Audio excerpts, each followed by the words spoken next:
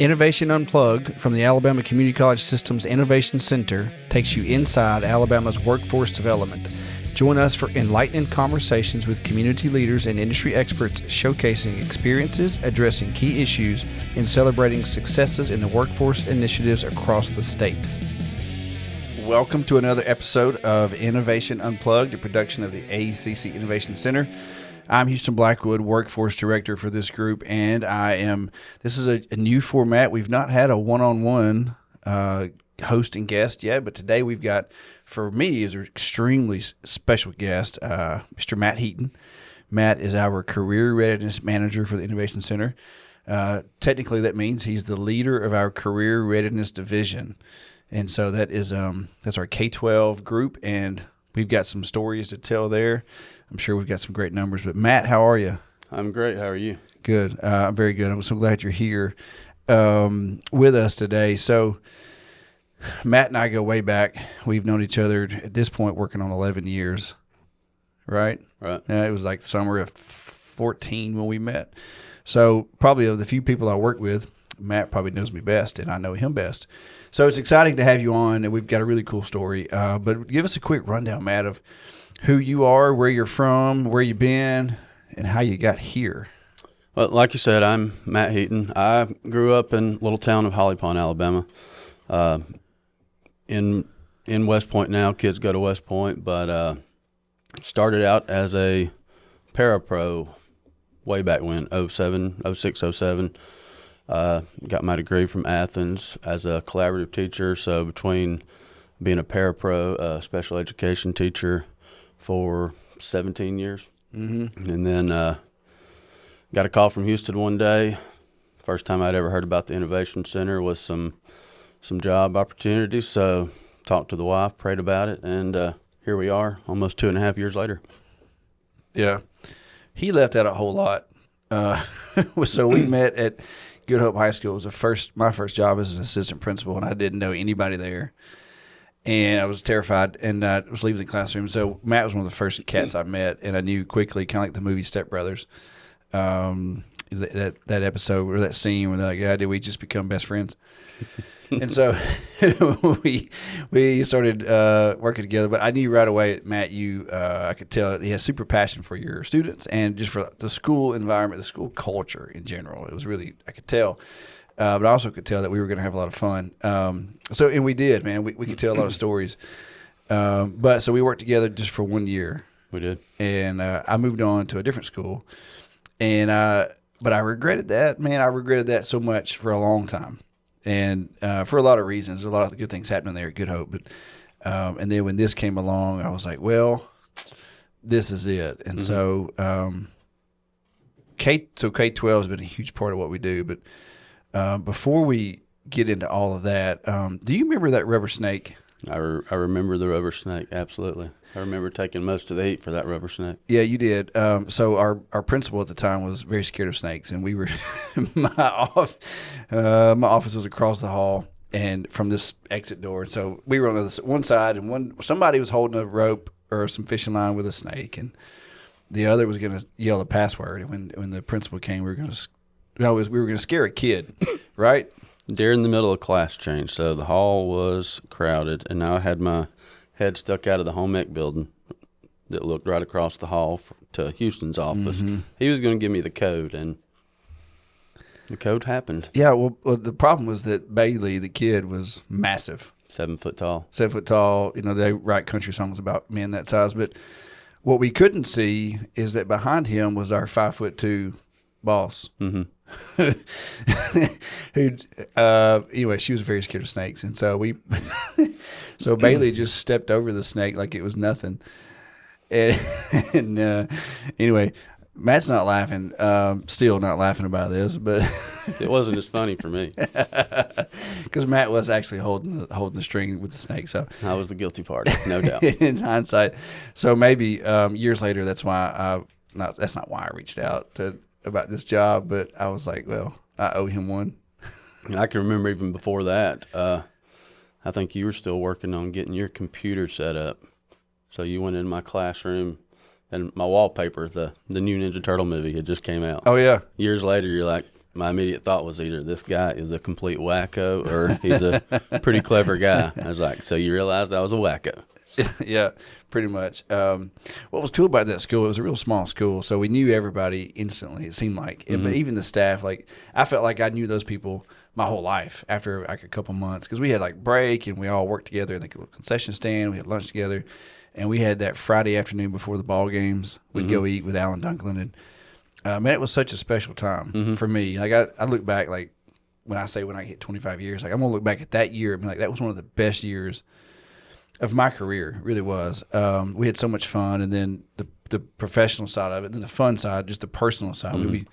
We've done a lot of fun things together. So, but we're here today, really. The Innovation Center is an all-consuming thing for us professionally. But when we started, we didn't really have a plan for K-12, but we realized at some point that it might work and they might like it in the State Department. So we pitched it, and then it became a big thing. And so before you were the Career Readiness Manager, you were the workforce coordinator for the Central region, actually for the South, then the Central. South Central. You were, Then took the North when Sandy moved to the registrar. So yeah.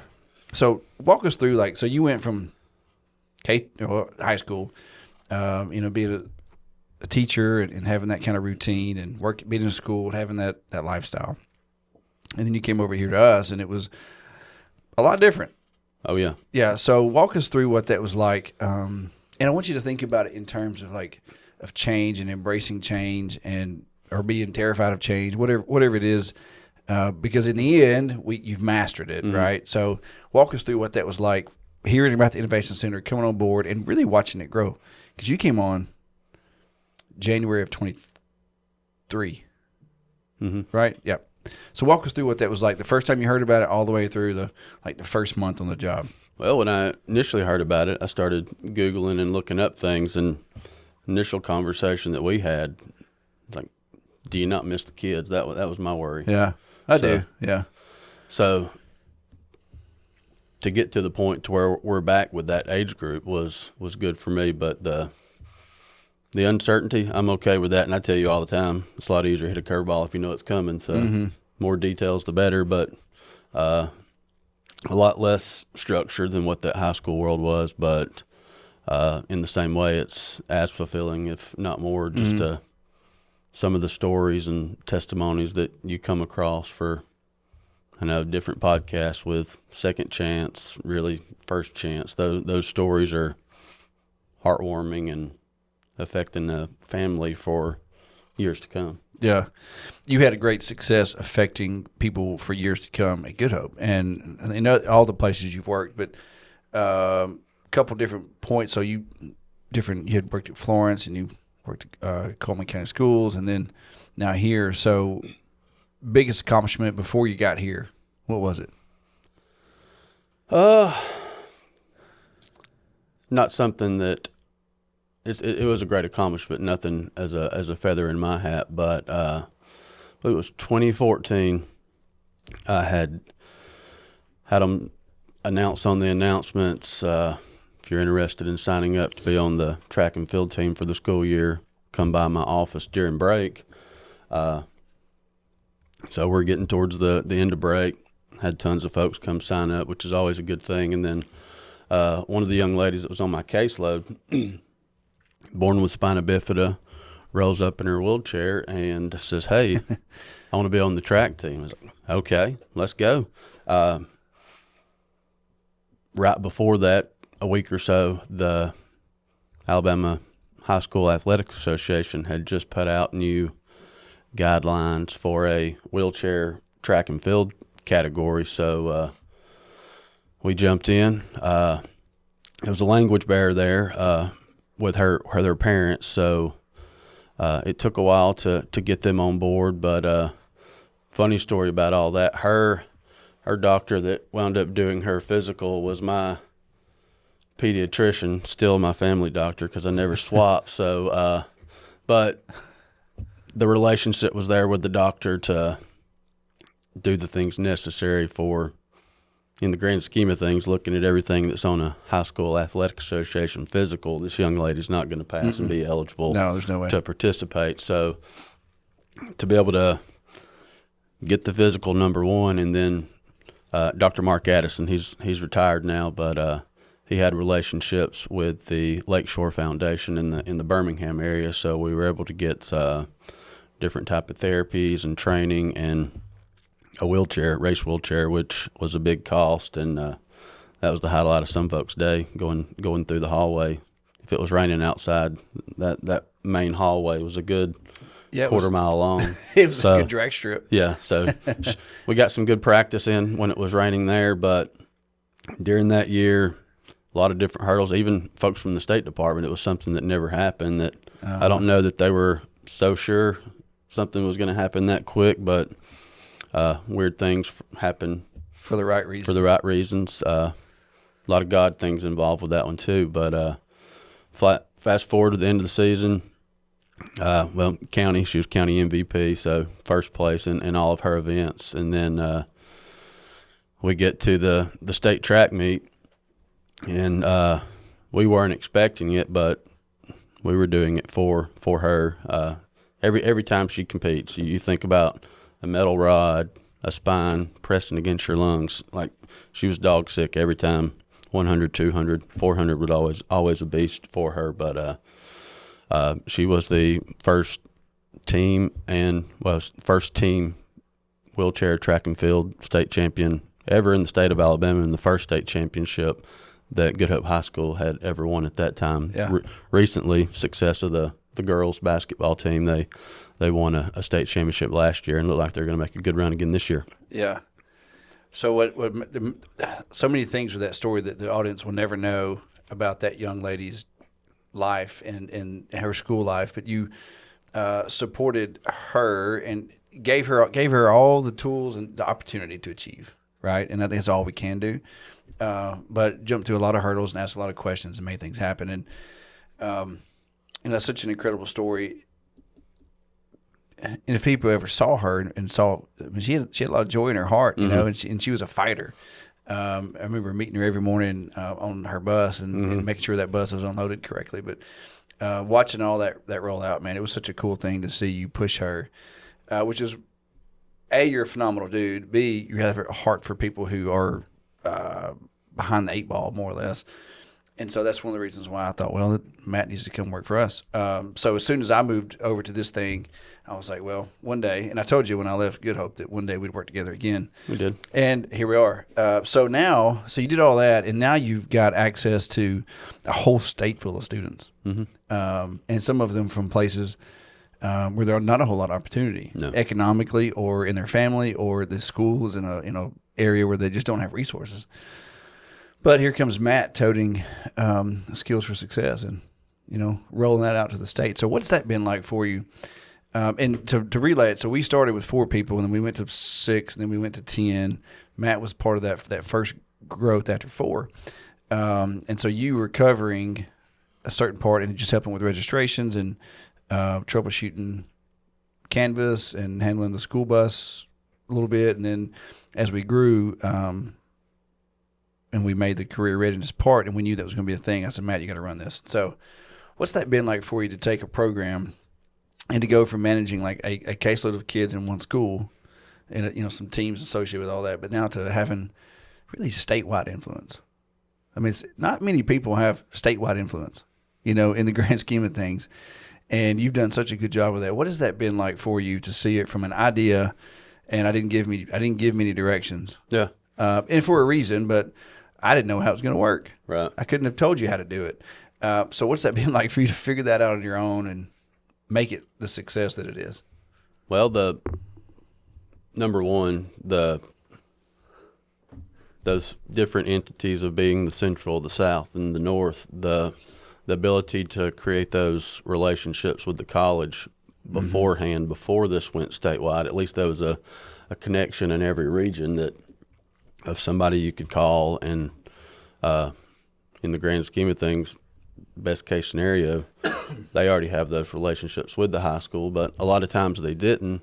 And then again, coming from the special ed world, you had a little insight to career tech because a lot of your SLD, specific learning disability, as long as they were capable, chances are that career tech path is where they needed to go. So Sure. I would say I had my toes dipped into career tech a little bit, but diving into career readiness and the CRI world, and then getting to create those relationships with Ken Seeley, Tony May, Laura Bailey, that whole group and those whole specialists to hear them say, "Hey, we love what y'all are doing. Keep it up. What's coming next?" You're not having to beg, borrow, and plead a case to, "Hey, can we add this?"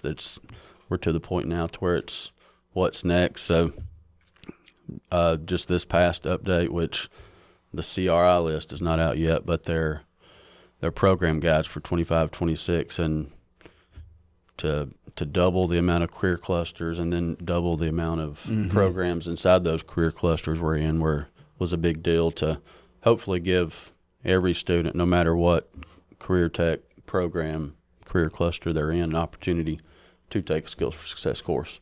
Yeah, and just creating opportunity. I think if there was, maybe that's the title for this episode, but if there's one word that I think sums up your professional expertise, what you're good at, like if there's one thing, hey, I'm gonna sell this dude to a company, it's creating opportunity, and not backing down from that. What's been the biggest challenge in all that? Well, getting a lot of these high schools, to number one, to realize that this is not too good to be true because of legislative funding. You do not have to budget for your CRIs for this upcoming school year if it's a Skills for Success. So getting past that's normally the first thing that comes out of their mouth. It's too good to be true. Well, it's legit, not going to cost you anything. And then to be able to roll it and then see the hands-on aspect. Nothing wrong with some of the other CRIs, but the ability to help that high school student credential in something that is backed by industry to help create that portfolio for when they graduate. This is the career I want to go into, and I've got a stack of certificates that are industry, State Board of Education recognized, and a lot of the pay that those high schooler students are getting right out of high school are. We were at class last year, and Coleman County's fast track principal came up to us and had a senior. The day he walked across the stage, a local company hired him on, and I had to ask again to make sure I understood her, but she told us that gentleman walked across the stage and started making $52 an hour to drive a piece of heavy equipment because of our courses. So not everybody is going to graduate and make that type of money. If that were the case, we're probably not sitting here right now, because I wouldn't mind driving a piece of heavy equipment for that type of hourly pay every day. But that's $100,000 a year. Yeah, if before taxes. Thank you, Uncle Sam. Yeah. Maybe Elon Musk can fix that for us a little bit, but that's $100,000 gross salary for a kid who took really like a week-long course, and has some idea how to not blow that machine up and how to not turn it over. And I'm not trying to diminish the product at all. It's an amazing course, but like that's really like he can start it, he can operate it, and he can move a whole bunch of dirt efficiently, and he's not a master grader, but my gosh, man, $52 an hour. Didn't make that for a long time with multiple education. So that's incredible. And so that is not typical, but what is typical is $25 and $30 an hour, like easy money. And so that's $60,000 at 18, 19 years old, probably living at home, for a little bit maybe. So so that's what you're doing. And I don't think that we think about that often enough. Like we're taking kids who may be struggling with, hey, they don't like school. Like they just didn't like it. They're plenty smart, or they have a family situation that's, precluding them from going to college without a whole bunch of paperwork and a whole bunch of debt or whatever. Or that just won't even support them on the intangible sides of that. Or they have some kind of deficit that just prevents them from being able. So, like, my gosh, like you're dropping this thing, and they can take all these different certificates. So, and you've brought this up a few times, and we've not done a good job of promoting this concept of the portfolio. And maybe it's kind of a new thing. I've only heard it for a couple months out of your brain, but like let's talk about that. Like, if you imagine one of those kids that we just described going off the stage with a portfolio of things they can really do. Mm-hmm. When I graduated high school, I could add, subtract, and read and write, right, and try to catch a football. Yeah, like those were my skill sets. Yeah, and I even sucked on the ACT, and so somehow I made it. But it's because people anyway. Like, these kids can do so much more than I could, so much more than a lot of folks our age could come out. So talk about that portfolio, what that's like. If you think like our sons are the same age roughly, or your oldest son, my only, what that's like for them a kid that age to walk out of high school with, like, here's a whole bunch of crap I can do. Like, I can do it. Talk about that for a second. Well, you take our kids, for example, if they were in the construction cluster, architecture and construction cluster, and the way we're trying to lay that out for the colleges and the high schools is, as a freshman, most high schools, let's be honest, that's the year they want to check that credential box so we can focus on all the other state testings, all that good stuff. But if they can take our customer service or our mastering the customer experience and really get a grasp on how to deal with people, most of your customers that are coming to you or calling, chances are they're not the happy customers. So that conflict resolution skills, no matter what line of work you're going into, to be able to deal with the folks and lessen the tense in the room at the time and still allow that customer to leave happy, thinking they got what they wanted either way. And then as they get into the 10th grade in that construction, you're starting to get into your carpentry, your electrical, and your plumbing. So you're starting really to build that portfolio in the construction industry. And then you get into your junior and senior year, start driving that heavy equipment, maybe even get into the beginner advanced type skid steers, things that we've discussed. And then if you're really feeling froggy as a senior and you're 18, if you've got all of that in your portfolio and you get your CDL, you're going to have to turn down jobs as soon as you walk across the stage and add all that in there. I mean, we said the $52 an hour was not a common thing, but you think about that portfolio and could be the different things you could do with that, then the sky's the limit. Yeah, and like a lot of our students, like I say our students, they're not really our students, they're the college students, but like around the state, like you think these are young men and women who we were talking to the land surveyors the other day, and they're like, hey, we're going after this certain audience of students and demographics and by location, not anything else. But like we want the kids who are wearing boots and wearing hats, who show up with dirty boots on, dirty jeans on, because those are the ones out there side kicking dirt and doing stuff, and those are the ones who are willing to walk through, the bushes to go find some waypoint in the woods, or they're the ones willing to stand out in a dusty area and move earth, right? Yeah. So we got all these kids and they're smart, and they tuck their shirt in and they show up on time, they make their bed and eat their Cheerios on time and don't spill it. So they're good humans, and now you've given them all these tools to have such a comprehensive understanding of how it all fits together. They're not masters at any of it, but they understand what each machine does and the process and when each machine would jump into the job site. And my goodness, that mastering the customer experience, man, like I need my kid to get better at some of those things before he graduates. All the kids do at that age, right? So I cannot wait for our kids to go through these courses because it's going to be so good. I think they're more prepared with this portfolio idea than the kids coming out with, valedictorian, 4.12 GPA and whatever. Like, cool, you can do some math at a pretty high level, but can you actually apply it to stuff? Like, prove that to me. And like, these kids are going to we'll eventually get to a grading, like heavy equipment grading. Maybe it's for incumbent workers, but some of our better students might be able to take that skid, excavator, dozer early on, and then jump right out of high school, jump into a grading course, right? And really get like hey, what's a 1% grade or 2% grade over a 300-foot area? Well, that's some complex math I can't do. Yeah. Come on, man. It's going to be so exciting. A bigger question, though, do you think we should include watercolors in these courses? Well, I think with that customer service, you may come across some customers that that like to do watercolors. That may be their calming aspect of doing watercolors while you're having the conversation, and then really be able to get to the point. Don't try to make it serious. Oh man, that's an old inside joke. No, you're right though. I don't know why that just popped in my head. So you're the leader of the Career Readiness Division, right? Which is 2 people. 2 people. But we call it the Career Readiness Division because it sounds sexy. And we're going to have more people there. We're going to have to because we're about to get some simulators. Mm-hmm. And we're going to get 6 of them dudes. And tell us about that. And not really about the simulator itself, but like what it's going to look like, you think, rolling out these simulators attached to labs and middle school, maybe even like 5th, 6th grade, like intermediate school. Like what's going to happen once we roll those things out?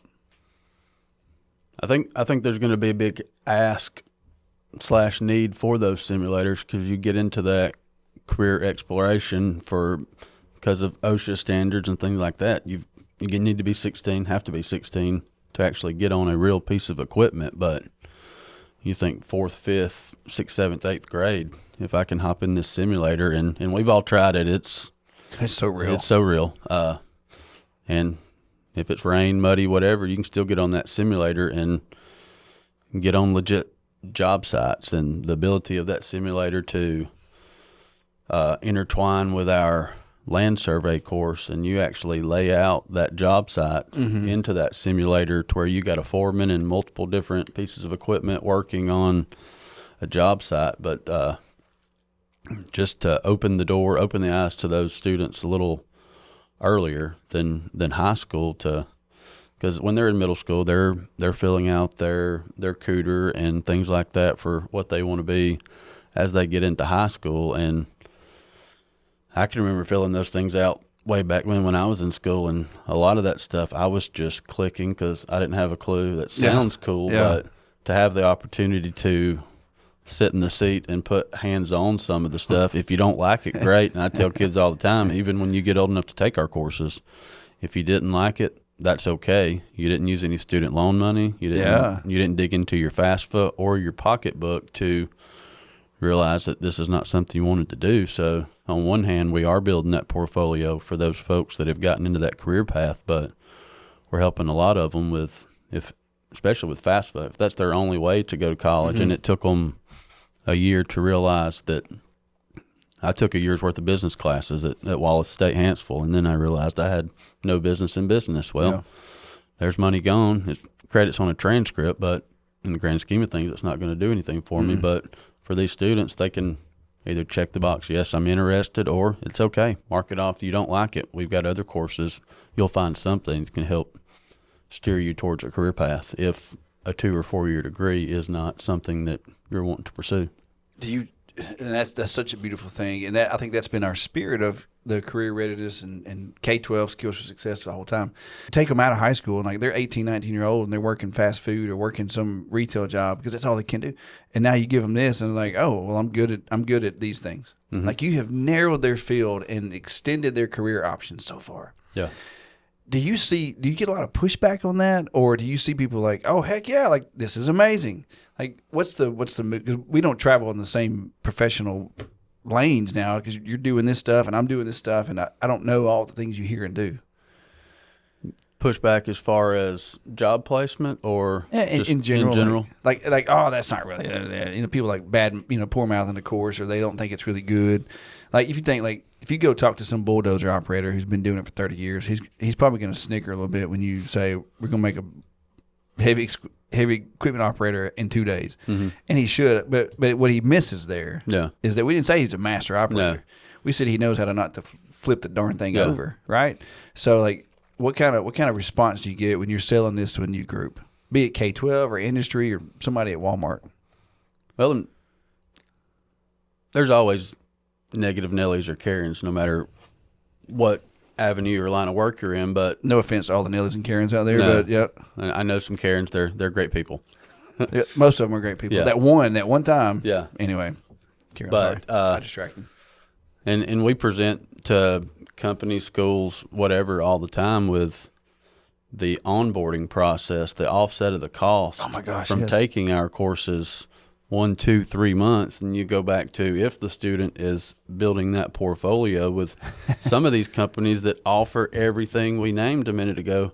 How much time and offset of costs is that? 6 months, a year plus to not have to train that person to start. You can, granted, if you go through all these heavy equipment and a big company hires you, there's a good chance you're probably still going to start holding that shovel. Yeah. But the folks that are not holding the shovel are 5, 10 years max from walking out the door and retiring, and then what? So that advancement is going to come fairly quickly, and then I'm sure the pay raises and things like that will come too. But with that portfolio, foot in the door, sky's the limit for these students. Yeah, I think it's the next man up mentality too. Mm-hmm. Like, you're on the job site and you're running that shovel pretty hard for a couple months, and then it's like one day Bob's out. Yep. Bob's a skid steer runner.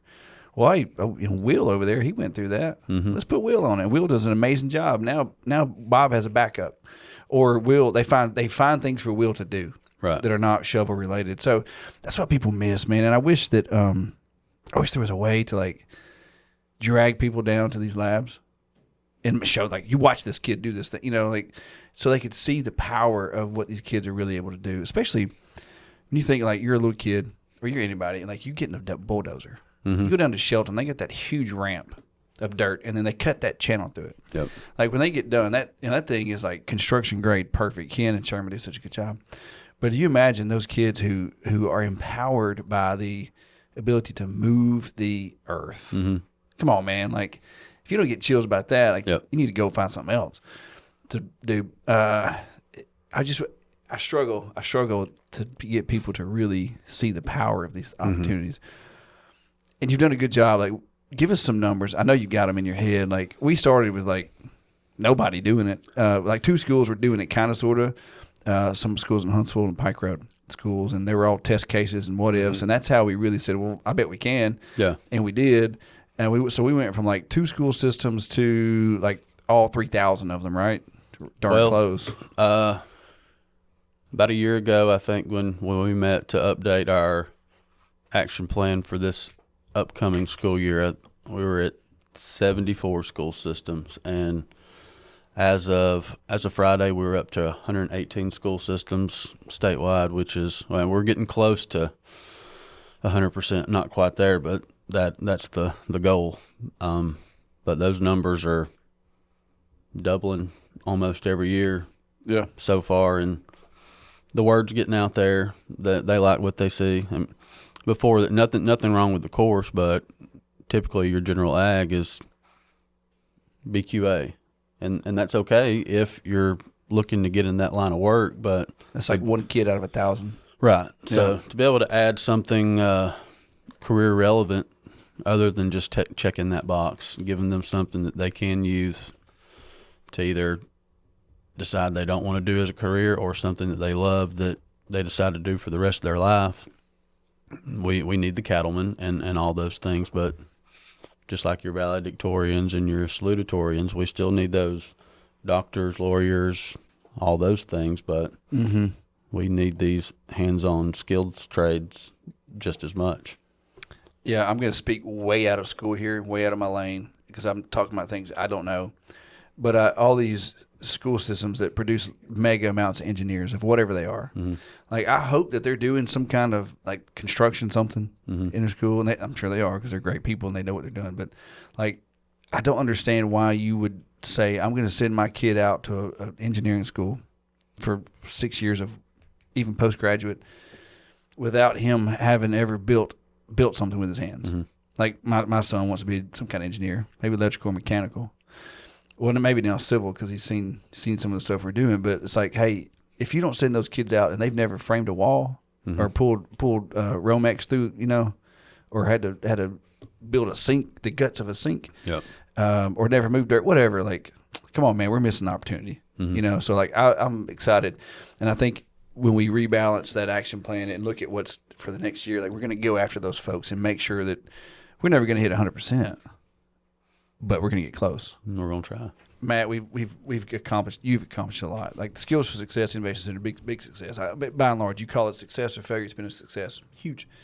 the career readiness has been a massive success too, like drawing a lot of attention to all these things. What is next though for, like, in a perfect world, you say, hey, in 1 year or 5 years, I'm toasting to what? Well, one thing that there's been some murmurs and requests for a year, but it is about to come to fruition. I just received the paperwork over the weekend, but the Innovation Center, Skills for Success, Career Readiness has been tasked with creating the committee.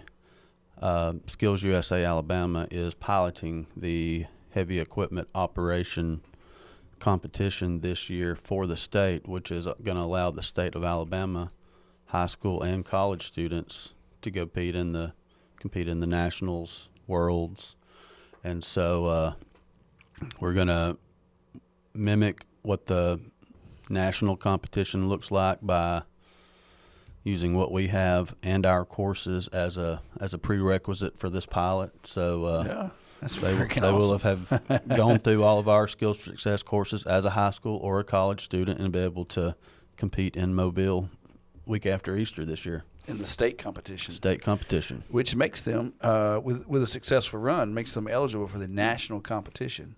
So what you're telling me, Matt, is that through all the shenanigans you've had to pull off, including the Schmoozapalooza one time. Schmoozapalooza. Kayla's was nice. happy, still not happy about that title, but that's what we called it, and that's what it was, and it worked. It did. You're telling me you're telling me that you're going to drive the initiative to get Skills to Success part of a national conversation. It will be. It will be in Atlanta this summer. Yes, absolutely. Yeah. So there are kids out there who may be competing with that flag on their banner. Mm-hmm. That brand on their banner is where we got there. That would be something incredible to toast to. I bet you that some of our construction partners would like to know about this. Oh, the industry that will be at Skills USA will be crazy. And Thompson's already jumped in. Smorgasbord of So excitement. So a long time ago, early on, I think maybe a year into what you were doing, maybe 6 months, we had a conversation, and I told you there were some big things going to happen. I didn't know what they were, but I knew what this was. I knew the support behind all of it, and I knew that once we tapped into the K-12 world, that big things were going to happen. And I don't know what's bigger than taking something from nothing and getting it on the national stage. You know, we're excited about it. Even the opportunity, right? Like, not everybody wins the Super Bowl, but everybody wants to play in it. And I think our kids have the option too. So that would be, I would definitely toast to that with you, and sing your praises for taking it there, because that's exactly what I had in mind. You know, some years ago, I thought honestly we'd be working in a high school, you know, harassing kids over dipping and cussing on the school bus, and you know, I thought that's where we would end up. And that would have been fun. Yeah, and it would have been full circle. We're kind of back there now with the career readiness. We're getting to see those same kids. We don't have to worry about the discipline. We hand that off to somebody else. We're that fun uncle. Yeah, we get to be the fun uncle, and man, I can't tell them on this air, but man, we got some funny stories. I was telling one this weekend about that kid we caught dipping on the back of the bus, and he was cussing me. And he forgot that camera on the back of the bus looked straight down and recorded everything he said. We called his mama, and she was like, "My kid didn't say that." And I hit that play button on that recording, and she said, "I'll be right there." Bless his heart. We got some stories, man. Listen, we're wrapping up. I can't tell you personally and professionally, like the volume of things you've brought into my personal life and of course our professional life. It's been tremendous, and you know, we're just really just getting started. Because you're not as old as I am, but we're still just getting started. Final thoughts, man. Like, you've accomplished so much with no direction and horrible leadership from me. So horrible supervision, but you've accomplished so much. You and Tom, we're gonna get Tom on sometime too. What's final thoughts, man? What would you leave the audience knowing about where we're going in career readiness? Well, it's old cliche, but it takes a village. I'll scratch a lot of things on paper, have ideas, but without the other managers, the coordinators, Tom and our career readiness coordinator, just to poke holes into the idea, and I'm grateful for that you trusted me enough to just let me roll and know that if I've got a thought or a question, I'm going to ask without just throwing it out there to see what sticks. But the relationships that we've created through this with the K-12 and expanding those relationships at the colleges just to continue building has been great, and I can't wait to see what's next. Yeah. So it's almost lunchtime. At restaurants open 11. Do you want to go have some Baileys in a shoe with me? We could do that. I think that would be okay. Yes. You drink Baileys from a shoe. I imagine this is going to get cut out, right? Nope. No. This is podcast gold. Podcast gold. My mom's the only person that listens. She'll share it. And Nick listens. And no, anyway, we're good. Hey, listen, for real, man, you're right. It's all about relationships. It's all about questions. And you've done an amazing job with both of those. So I appreciate you being on. Big things are going to happen. Bigger things are going to happen. So that's it, man. We were like 50 minutes in. We're supposed to go 30. I knew this. Go another 50. We need a 2-part episode. We need a cliffhanger. Not today. Sometime later. So anyway, this has been another great time with Matt Heaton, our career readiness manager. All things K-12 for Skills for Success. Phenomenal job. Thanks for being here. I know it was a long drive for a 50-minute conversation, but I appreciate you, man. Love you, bro. Appreciate it. Did we just become best friends? Did you touch my drum set? No, I did not touch your drum set. Hey, this has been Remember to like, subscribe, and share on all podcast platforms. Have a great day.